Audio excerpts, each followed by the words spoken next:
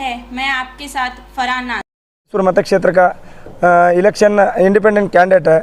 वो क्या हुआ बबलेश्वर मत क्षेत्र में एकदम जो भी इलेक्शन हुआ आज वो जो भी उनका जो भी कार्य जो भी अंदर जो काउंटिंग जो डिपार्टमेंट का जो ये रहता वो लोग आ जाके 150 आदमी जाके इधर एक देवस्थान है हमारा डायबेरी कर को, वहाँ जाके कैंडिडेट के गाड़ी में जाके उधर खाना खा के और वापस आके भी तीसरा दिन में इलेक्शन हमारा इधर चालू हुआ। इलेक्शन चालू होने के बाद में ले जाके ईवीएम मशीन जो मशीन रहता ना, वो बूथ जो मशीन रहता ना, वो मशीन कितना टाइम में आना करके हमने एक गाइडलाइन दिया रहता है। सुबह 4 बजे तक वो मशीन आई तो बीच में मशीन वो चेंज हुआ है। वो मशीन जो भी है वो चेंज हुआ है मशीन, वो जो पहले का मशीन है ना वो हमारे को माहिती नहीं दिए, वो मशीन चेंज हुआ है। उसके बाद भी और जो भी अंदर जो पुलिस डिपार्टमेंट वाले रहते वो जो भी ये रहते उसके अंदर जो भी क्या क्या घपला हुआ हमारे को जो चुनाव ने जो भी उधर का शासन प्रशासन रहता वो चुनाव में जो भी हमारे डिपार्टमेंट से कुछ भी माहिती नहीं मिला।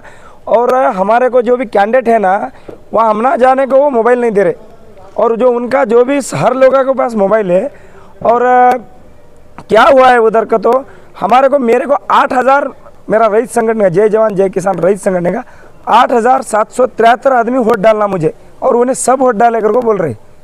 मैं घर को जाके पूछने में हर एक को फ़ोन लगाया मैं, आज मेरा 8000 वोटिंग 8700 तो जाने दो, ऊपर 8000 वोटिंग तो आना क्या नहीं, आज मेरे को 950 वोटिंग आए। भी वो लोग बोल रहे हमें कसम खा के बोलते तुझे वोट डाले सो है, भी वो हमारा ईवीएम में डाले सो वोट कहाँ गए। ये जो भी हुआ है इलेक्शन री इलेक्शन होना, इलेक्शन जो भी बबलेश्वर में हुआ बहुत गलत हुआ है। इसके बदले हम लोग इसको होराटा करते। हमें 3 इधर अभ्यर्थी कैंडिडेट लोग आज हमें आप भी वापस हम सब लोग जाके चर्चा करके आए, और 7 आदमी आने वाले हैं।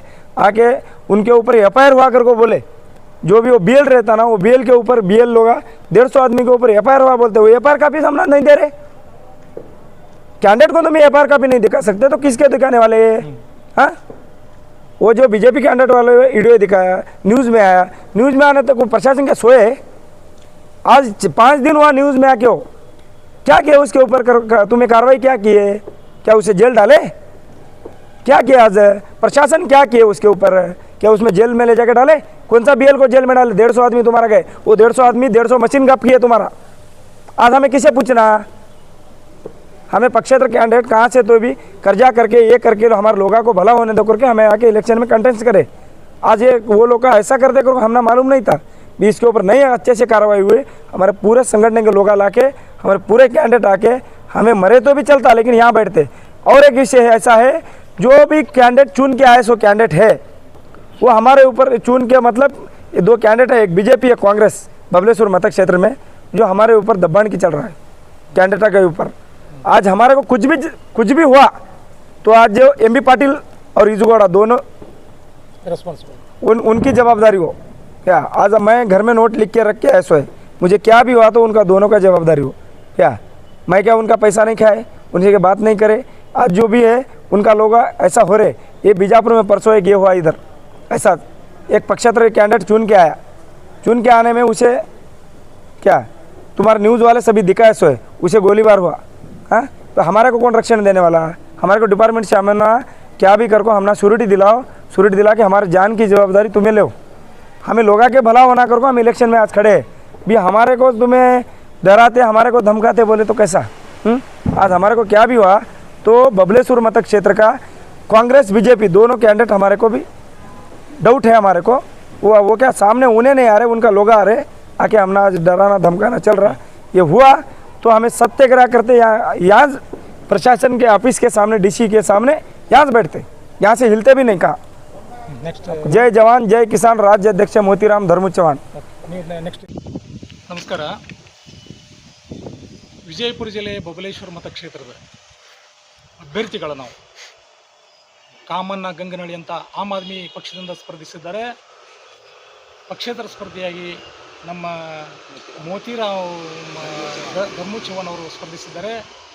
ನಾನು ಕೂಡ ಪಕ್ಷೇತರ ಅಭ್ಯರ್ಥಿಯಾಗಿ ಬೆಂಡೆಕಾಯಿ ಗುರ್ತಿಗೆ ನಾನು ಸ್ಪರ್ಧಿಸಿದ್ದೇನೆ. ನನ್ನ ಹೆಸರು ಕೂಡ ತಳಿವಾಡ ಪಾಟೀಲ್ ಅಂತ. ನಾನು ವಕೀಲನಾಗಿದ್ದೇನೆ. ನ್ಯಾಯಬದ್ಧವಾದ ಚುನಾವಣೆಯನ್ನು ಎದುರಿಸಿದ್ದೇವೆ. ಆದರೆ ಇದರಲ್ಲಿ ನಮಗೆ ಅನೇಕ ತಪ್ಪುಗಳು ಕಂಡು ಬಂದಿದ್ದಾವೆ ಮೇಲ್ನೋಟಕ್ಕೆ. ಇದು ಏನಪ್ಪ ಅಂತಂದರೆ, ಮೊಬೈಲ್ ಬಳಕೆ ಮಾಡಲು ನಮಗೆ ಏನು ಅಭ್ಯರ್ಥಿಗಳಿಗೆ ನಿಷೇಧ ಮಾಡಿದರು, ಏಜೆಂಟ್ಗಳಿಗೆ ನಿಷೇಧ ಮಾಡಿಸಿದ್ರು, ಓಕೆ, ಕಾನೂನನ್ನು ಒಪ್ತೀವಿ ನಾವು. ಆದರೆ ತಾವು ಕೂಡ ಕಾನೂನನ್ನು ಪಾಲಿಸಬೇಕಲ್ಲ ಪೊಲೀಸ್ ಸಿಬ್ಬಂದಿ ಮತ್ತು ಇನ್ನಿತರೆಲ್ಲ. ಪೊಲೀಸ್ ಸಿಬ್ಬಂದಿಯವರು ಅನೇಕ ಜನ ಅಲ್ಲಿ ಮೊಬೈಲ್ ಬಳಕೆ ಮಾಡಿದ್ದೇನೆ ನಾನು DYSPಗೆ ಅನೇಕ ಪೊಲೀಸ್ ಅಧಿಕಾರಿಗಳಿಗೆ ತಿಳಿಸಿದಾಗ ಆ್ಯಕ್ಷನ್ ತೊಗೊಳ್ತೀನಿ ಅಂದರು. ಆ ಆ್ಯಕ್ಷನ್ ತೊಗೊಂಡಿಲ್ಲ. ಅದನ್ನು ಆ್ಯಕ್ಷನ್ ತೊಗೋಬೇಕು ಅವರು. ನಮ್ಮ ಮೇಲೆ ಬರೀ ಮೊಬೈಲ್ ಇಟ್ಟು ಬರ್ತೀನಿ ಒಂದು ನಿಮಿಷ ಅಂದಿದ್ದಕ್ಕೆ ಅಷ್ಟೊಂದು ನಮಗೆ ತುಂಬ ಇದು ಮಾಡಿದ್ರು, ಅವರು ತೊಂದರೆಯನ್ನು ಕೊಟ್ಟರು. ಆ ಮೊಬೈಲನ್ನು ಇಟ್ಟು ಬರೋಕ್ಕೂ ಕೂಡ ಒಂದು ಇದು ಮಾಡಿದರು. ಕೊನೆಗೆ ಮೊಬೈಲ್ ಇಟ್ಟು ನಾವು 15 ನಿಮಿಷ ನಾವು ತಡವಾಗಿ ಹೋದೆವು ಅಲ್ಲಿ ಎಣಿಕೆ ಸ್ಥಳಕ್ಕೆ. ಇಂಥ ಒಂದು ಸಮಸ್ಯೆ ನಾವು ಎದುರಿಸಿದ್ದೀವಿ. ನಾವು ಹೆಚ್ಚಿಗೆ ಅದರ ಬಗ್ಗೆ ಪ್ರಶ್ನೆ ಮಾಡಿದಾಗ ನಿಮ್ಮ ಮೇಲೆ ಕೇಸ್ ಮಾಡ್ತೀವಿ ಅಂತ ನಮ್ಮನ್ನು ಬೆದರಿಸಿದರು. ಆದರೆ ಇವ್ರು ಮಾತ್ರ ಮೊಬೈಲ್ ಬಳಕೆ ಮಾಡ್ಬೋದಾ? ಇದೇ ಯಾವ ನ್ಯಾಯ? ಇವ್ರಿಗೆ ಒಂದು ರೂಲ್ಸು, ನಮಗೆ ಒಂದು ರೂಲ್ಸಾ? ಒಂದು. ಎರಡನೇದಾಗಿ EVM ಅನ್ನು ಬದಲಾವಣೆ ಮಾಡಿದ್ದು ಮೇಲ್ನೋಟಕ್ಕೆ ತಿಳಿಸಿರ್ಬೋದು. ಅವರು ಎಲ್ಲಿ ಬದಲಾವಣೆ ಮಾಡಿದರು, ಹೇಗೆ ಬದಲಾವಣೆ ಮಾಡಿದರು, ಎಷ್ಟು ಬದಲಾವಣೆ ಮಾಡಿದರು, ಯಾಕೆ ಬದಲಾವಣೆ ಮಾಡಿದರು ಅನ್ನೋ ತಾಂತ್ರಿಕವಾದ ಕಾರಣಗಳನ್ನು ನಮಗೆ ತಿಳಿಸಿಲ್ಲ ಯಾವುದೇ ಅಭ್ಯರ್ಥಿಗಳಿಗೆ. ಅಲ್ಲಿ ಮತದಾರರ ಜೊತೆ ನೇರವಾಗಿ ನಾವು ಮಾತಾಡಬೇಕಾದ್ರೆ ಮತದಾರರು ಹೇಳ್ತಾರೆ, ನಾವು ಹಾಕಿದ್ದು ಓಟು ಸರ್, ಅದು ಹೆಂಗೆ ಇಷ್ಟು ಕಮ್ಮಿ ಬೀಳ್ತದೆ ಅಂತ ಅವ್ರು ಹೇಳ್ತಾರೆ. ನಮ್ಮ ಆತ್ಮೀಯ ನಮ್ಮನ್ನೇ ನಂಬಿರ್ತಕ್ಕಂಥ ಕೆಲವೊಂದು ಮತದಾರರಿದ್ದಾರೆ.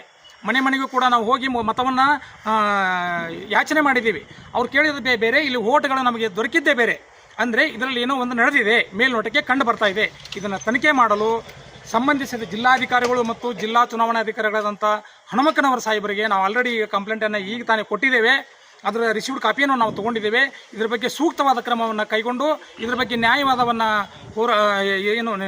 ಒಂದು ಇದನ್ನು ನಮಗೆ ನ್ಯಾಯವಾದ ತನಿಖೆಯನ್ನು ಮಾಡಿ ನಮಗೆ ಇದರ ಬಗ್ಗೆ ಕ್ರಮ ಕೈಗೊಂಡು ನಮಗೆ ಅದರ ನ್ಯಾಯ ಕೊಡಿಸಬೇಕು ಅನ್ನುವಂಥ ಮನವಿಯನ್ನು ನಮ್ಮ 3 ಜನ ಅಭ್ಯರ್ಥಿಗಳ ಪರವಾಗಿ ನಾನು ಮಾತಾಡ್ತಾ ಇದ್ದೆ. ಯಾರಿಗೆ ಕೊಟ್ಟಿರಿ?